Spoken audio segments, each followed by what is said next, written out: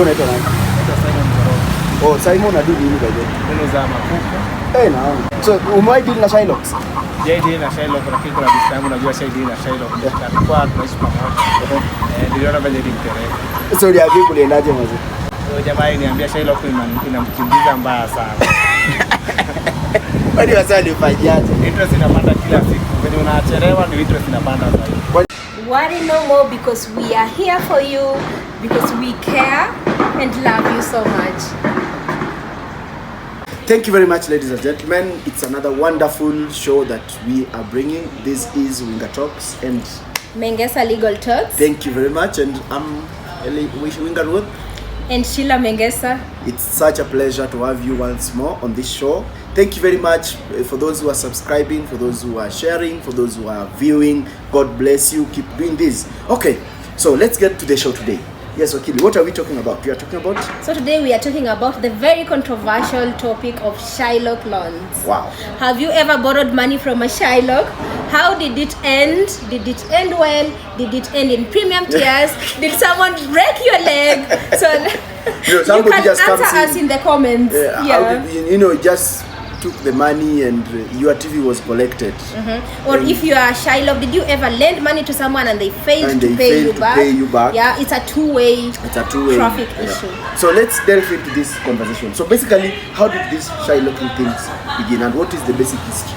So Shylock Loans, Shylock business is an ancient Rome practice. Yes. Yeah, but it originated from, it gained fame from the Merchant of Venice novel by Shakespeare. I'm sure. The very famous novel by Shakespeare. Are you sure you did Shakespeare's? No. But of course. No. You are a native of the people. Oh, you are a native of the people student. So Shylock business in Kenya, it's an unregulated transaction.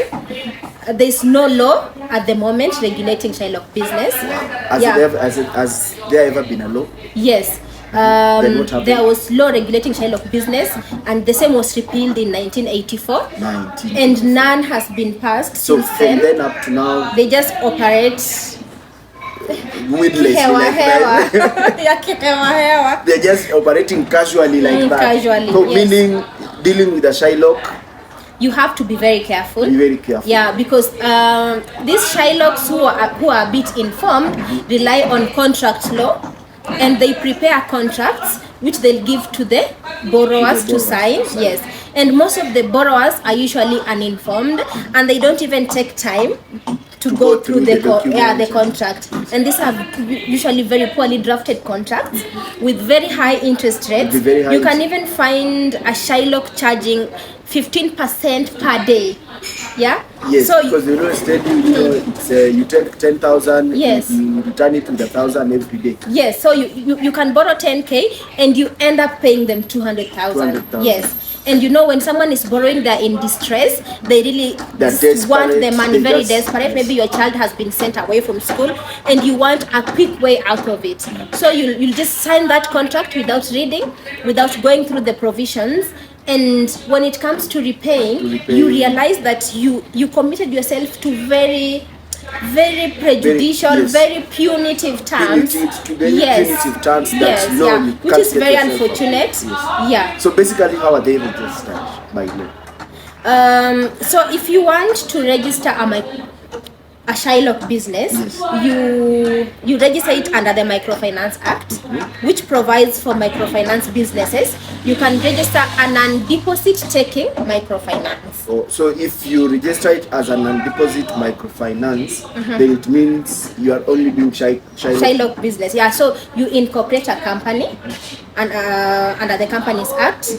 And then you get the necessary licenses, and you have to be licensed by the Central Bank of Kenya.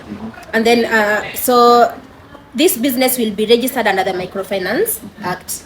Yeah, and you'll be duly registered, and it has been provided under the Microfinance Act.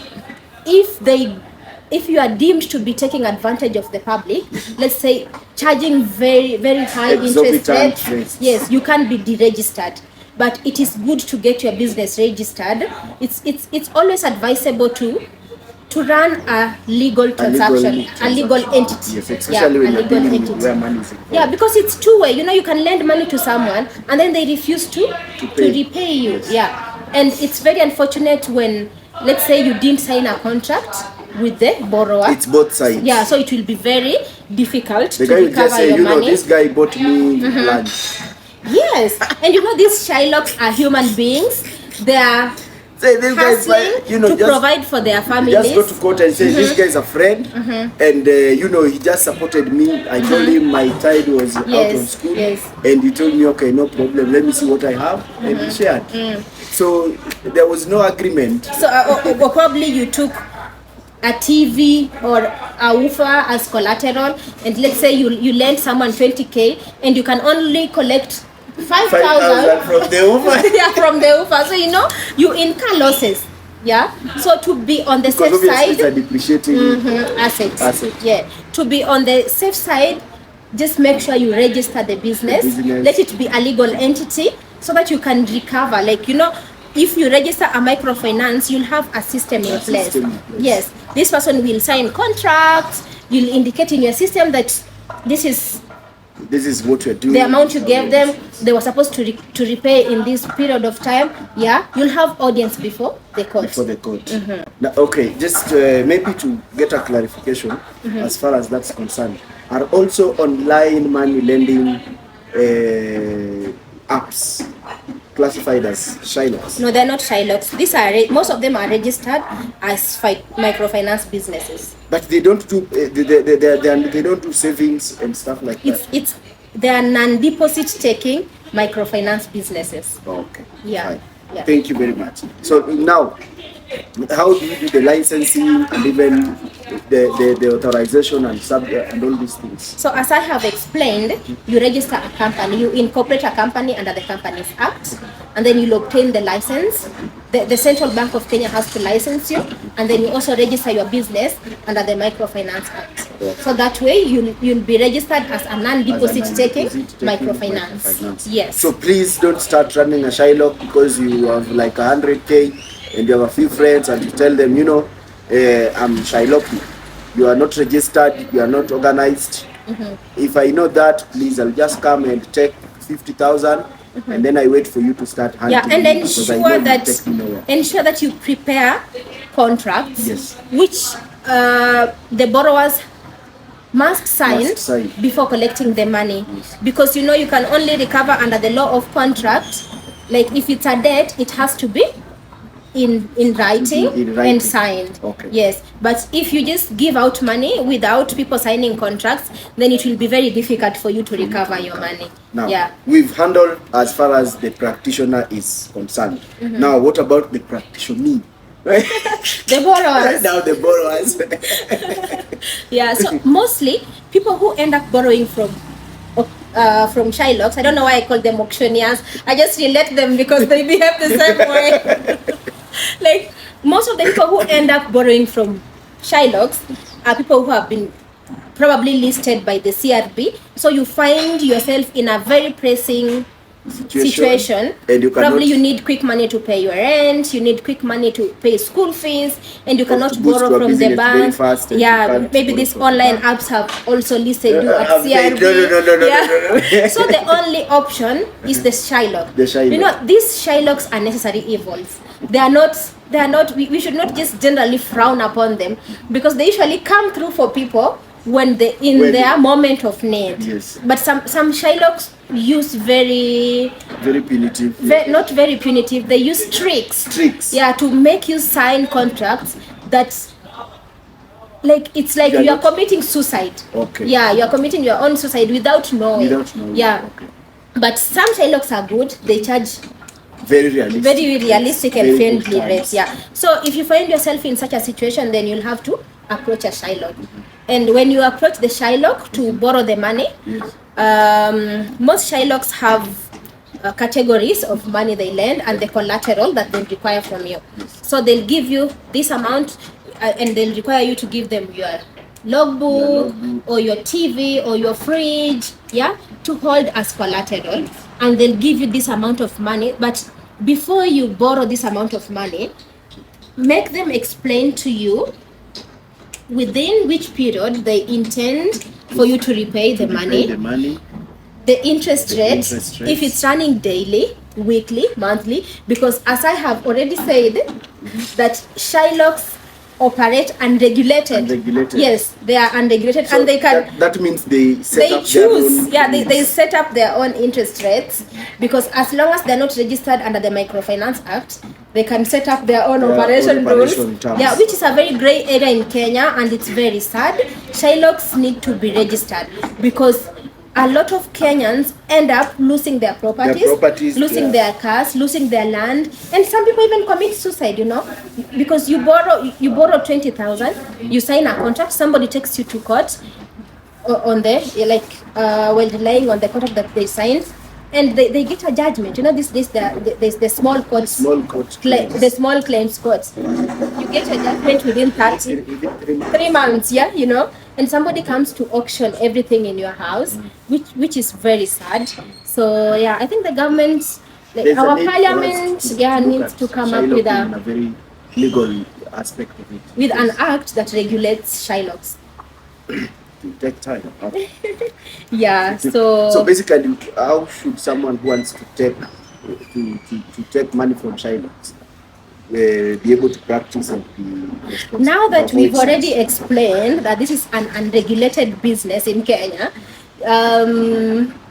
it will just depend on your connections, because most of them are unregistered. So you just ask around. Most of them are just found in these, mostly in the urban areas. You can just ask around for Shylock, and maybe you ask around for 3 different Shylocks, and then you try and compare their interest rates. Their terms. So basically, for someone who is thinking of dealing with a Shylock now, as you're watching this and you're looking for a Shylock, what is the most important advice you can be able to give this person? Before you take, what I would advise is that before you take money from a Shylock, go through the contract, understand the terms, each and every term, understand the period within which you are supposed to repay this loan. You have to understand the interest rates, that you'll be charged. If it's very high, if you think that it's very high, you should try and renegotiate with the lender or with the Shylock before you commit to it. Because once you sign and take the money, then it means that contract is binding. It's binding to you.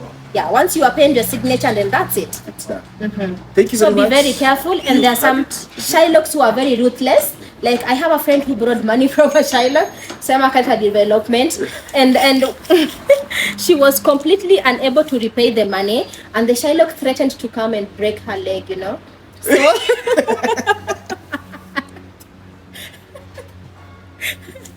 So someone is a na mguu yako, you should be very careful. How was the leg? You are doing the leg get involved. She could not repay the loan, and she didn't have something like anything recoverable. And all the Sheillah could do was to break her leg. What was the collateral? It was some old TV that could not fetch the amount that had been borrowed. So yeah. Thank you very much, Winga.